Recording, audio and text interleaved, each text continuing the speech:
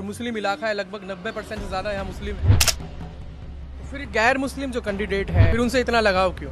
गैर मुस्लिम जो कैंडिडेट है जितेंद्र आवाड, इनमें और उनमें फ़र्क इस बात का है कि जब भी हमारे नबी के बारे में गलत बोला गया था तो मुमरा पुलिस स्टेशन के अंदर एक प्रोटेस्ट था।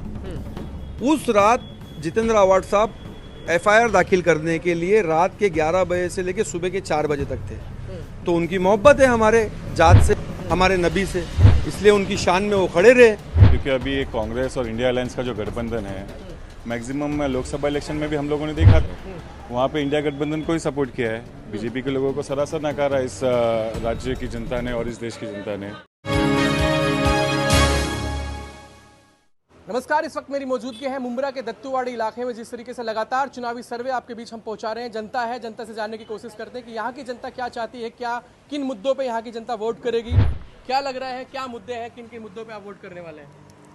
मुद्दे तो ऐसे है कि यहाँ के जो विधायक हैं उन्होंने बहुत अच्छा काम किया है पिछले 15 सालों में, और उन्होंने सारे जाति जमातियों को एक साथ में लेके चलने का काम किया।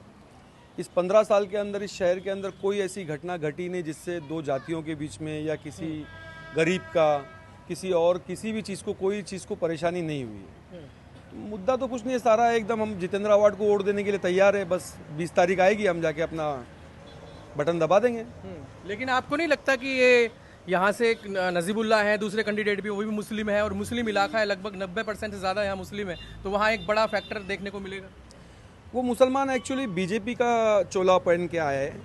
अब ऐसे लोगों को मुसलमान बोलना मेरे लिए ठीक नहीं है, क्योंकि जो पार्टी गुस्ताखे रसूल मतलब हमारे नबी करीम सल्लल्लाहु अलैहि वसल्लम के बारे में उल्टा सीधा बोलती है और बोलने वालों को साथ देती है, उस पार्टी के साथ में टिकट लेके खड़े रहना और उसके गठबंधन में चुनाव लड़ना, ये मुसलमान ही नहीं है। अगर ये मुसलमान होते तो उस पार्टी और उस गठबंधन से टिकट ही नहीं लेते थे, उनको अपने नबी से प्यार होता। तो ऐसे लोगों के बारे में क्या बोलेंगे? इनका इस शहर के अंदर कुछ भी नहीं है, क्योंकि सारे जो मुसलमान हैं। ऐसी बात कर रहे हैं सर, अभी रोड शो करा था, कितनी भीड़ आपने देखा नहीं वहाँ पे? हाँ, भीड़ थी ना, भीड़ कल्याण से आई थी, थाना राबोडी से आई थी, अलग अलग। भीड़ का क्या है, देखो बेचारे गरीब लोग हैं, 500-500 रुपए में वो लोग कहीं पे भी चले जाएंगे।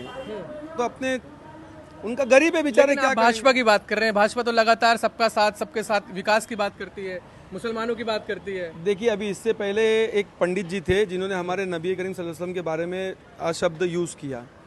तो यहाँ के जो मुख्यमंत्री थे उन्होंने क्या कहा कि इनका बाल भी बाका नहीं होने देंगे, यानी इनके ऊपर कोई एक्शन नहीं होगा, कुछ नहीं होगा। तो बस ये भाजपा की लाइन है। मतलब मुस्लिम नाराज है उसको लेकर? मुस्लिम नाराज? मुस्लिम हमारे लिए हमारे नबी सब कुछ है, ठीक है। उनके बारे में आप बुरा बोल रहे हो, यानी हमारे मेन चीज के ऊपर बीजेपी हमला कर रही है। और ऐसे लोगों को ऐसी पार्टी से नजीब मुल्ला को टिकट लेना चाहिए था क्या? या तो नजीब मुल्ला टिकट लेके चुनाव लड़ लेवे, या तो फिर वो मुसलमान रह जावे। दोनों में से एक काम कर सकते, क्योंकि नबी के बारे में गलत बोलने वाली पार्टी के गठबंधन में रहकर टिकट लेना, ये मुसलमान नहीं हो सकते। ये मुसलमान ही नहीं है। मैं तो कहूँगा कि ये मुसलमान ही नहीं है, ये सियासती इनका मुफाद है, ये कुछ भी कर सकते। इनके लिए कोई धर्म जात ईमान कुछ है ही नहीं। तो फिर गैर मुस्लिम जो कैंडिडेट हैं जितेंद्र आवाड, फिर उनसे इतना लगाव क्यों? गैर मुस्लिम जो कैंडिडेट है जितेंद्र आवाड, इनमें और उनमें फ़र्क इस बात का है कि जब भी हमारे नबी के बारे में गलत बोला गया था तो मुमरा पुलिस स्टेशन के अंदर एक प्रोटेस्ट था। उस रात जितेंद्र आवाड साहब एफआईआर दाखिल करने के लिए रात के 11 बजे से लेकर सुबह के 4 बजे तक थे। तो उनकी मोहब्बत है हमारे जात से, हमारे नबी से, इसलिए उनकी शान में वो खड़े रहे। ये कहाँ थे? ये उस दिन थे ही नहीं, ये आए ही नहीं मुमरा पुलिस स्टेशन के अंदर एफआईआर दाखिल करने के लिए। सर, अगर आपको मोहब्बत थी तो कम से कम एफआईआर दाखिल करने तो आना चाहिए था। अगर आपको मोहब्बत है तो सीएम जिन्होंने कहा था कि बाल भी नहीं बाका होने दूंगा, उनका तो कुछ करना चाहिए था, उनको छोड़ देना चाहिए था। ये अपने मुफाद के लिए जी रहे, और ये आए राबोड़ी से, ये 20 तारीख के बाद में शाम को 5 बजे रिटर्न चले जाएंगे। ये प्रोफेशनल लोग हैं, राजनीति में अपना काम और अपना कैरियर चमकाने के लिए इस शहर में आए। इनको ना इस शहर से कोई लेना देना है और ना ही इस जात से कोई लेना देना है। हम चाहे कितना भी मार खाए, इस किस्म के कुछ मुसलमान होते हैं जिनको कुछ फर्क पड़ता नहीं है। हिंदुस्तान के तमाम मुसलमानों को बीजेपी सता रही है, और ये बीजेपी गठबंधन में अपना चुनाव लड़ रहे और बोल रहे कि हम मुसलमान हैं। तो ये किस तरीके के मुसलमान हैं, जरा हमको भी तो समझाए। क्योंकि नबी आप अजीब बात कर रहे हैं, जो बीजेपी के साथ है वो मुस्लिम नहीं है। नहीं, बिल्कुल नहीं है। जो बीजेपी के साथ है वो मुसलमान नहीं है, क्योंकि बीजेपी जो है वो हमारे नबी को ही बुरा भला बोल रही है। तो उसके बाद में बचा क्या? जिनके लिए हम जान दे सकते हैं उनको जब वो बुरा भला बोल रही है तो उसके साथ में जाने वाला मुसलमान हो सकता है? मैं तो नहीं मानूंगा। मैं तो ऐसे लोगों को मुसलमान मानू ही नहीं। मुसलमान ने ईमान अपने नबी के जरिए से लाया। हमको पूरी चीज़ें हमारे हुजूर रहमत आलम सल्लल्लाहु अलैहि वसल्लम ने बताए। पूरी कायनात, पूरी दुनिया उनके सदक़े में बनी है। तो ये मामूली चीज़ के लिए आप हमारे हुजूर को बुरा भला बोल रहे हो और उनके अपने खुद के मुफाद के लिए ये लोग उनके पीछे चल रहे। तो ये काहे के मुसलमान? ये किस किस्म के मुसलमान हुए? जरा पता तो लगे कि ये मुसलमान किस किस्म के हैं। लेकिन लगातार जिस तरीके से मोदी जी भी कहते हैं मुस्लिम हमारे भाई हैं, सबका साथ सबका विकास, तो आपको इतनी दिक्कत क्या है फिर भाजपा से? देखिए, मोदी जी अगर कहते हैं ना, तो मोदी जी जो अपने चेले चपाटे मुसलमानों के लिए बुरा भला बोलते हैं और जो लोग मुसलमानों को मॉब लिंचिंग में है, अलग अलग चीज़ों में, उनको तो कभी मोदी जी ने डांटा नहीं कि आप ऐसा क्यों बोल रहे हो करके। मोदी जी एक तरफ बोलते सबका साथ सबका विकास और 4-5 अपने लोगों को छोड़ दिया है कि इनको बुरा भला बोल दीजिए। आज योगी आदित्यनाथ का एक वीडियो मैंने देखा, उसने बोला यूपी के अंदर सड़क पे लोग नमाज पढ़ना बंद कर दिए, मस्जिदों में अजान होना बंद हो गया। ऐसी किस्म की बातें कर रहे योगी जी। तो वो किसके? वो बीजेपी के नहीं है, वो भी तो बीजेपी के है ना, जो लगातार हमारे लोगों को गलत बोले जा रहे। तो लेकिन वो तो कहते हैं नजीमुल्लाह सड़कों पे उतरते हैं मुसलमानों के लिए, काम करते हैं। तो आप यहाँ के, आपको नहीं लगता है कि वो जनता के लिए अच्छा बेहतर काम कर सकता है? देखिए, नजीब मुल्ला चुनाव लड़ने के लिए आए। नजीब मुल्ला अगर अपनी एक वीडियो मुझे इस शहर के हित में काम करते हुए दिखा दिए तो मैं उनको मानूंगा। ना उन्होंने इस शहर में काम किया है और ना मुसलमानों। आज वो क्या कर रहे हैं पता है आपको? हर मस्जिद में जुम्मा के दिन नमाज पढ़ रहे हैं। क्यों भैया? मुमरा की मस्जिद है, तुमको इलेक्शन के दौरान ही याद आ रही है? अरे कभी तो भी अपने 40 साल की उम्र में एक बार तो आके पढ़ लिए होते। तो ये नहीं चलेगा। मुमरा की जनता होशियार है, अवार्ड साहब ने काम किया है और अलग अलग लोगों को मतलब अपने अपने तरीके से संभाल के रखा है 15 साल से इस शहर को। ये लोग 15 साल के बाद में अब आए चुनाव लड़ने को, इस शहर का वातावरण खराब करेंगे, तो ये नहीं चलेगा, ये अच्छी बात नहीं है। आपको क्या लगता है यहाँ से जिस तरीके से गठबंधन है भाजपा का उधर कांग्रेस का, तो फर्क पड़ेगा कहीं ना कहीं?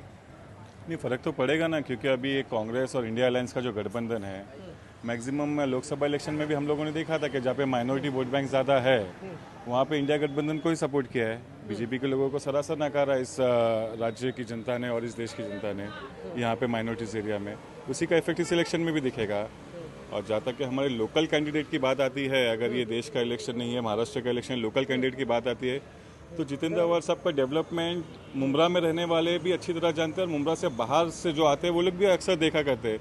आप रेती बंदे से स्टार्ट करो, आप कौसा तक के जाओ, वाई जंक्शन के आगे तक जाओ, MMLE के रोड देख लो, रास्ते देख लो, हॉस्पिटल्स देख, गवर्नमेंट हॉस्पिटल है, स्टेडियम है, हर चीज़ है। बड़ा मुद्दा यहाँ टोरेंट को लेकर लाइट का भी है, जो नाराजगी है लोगों में।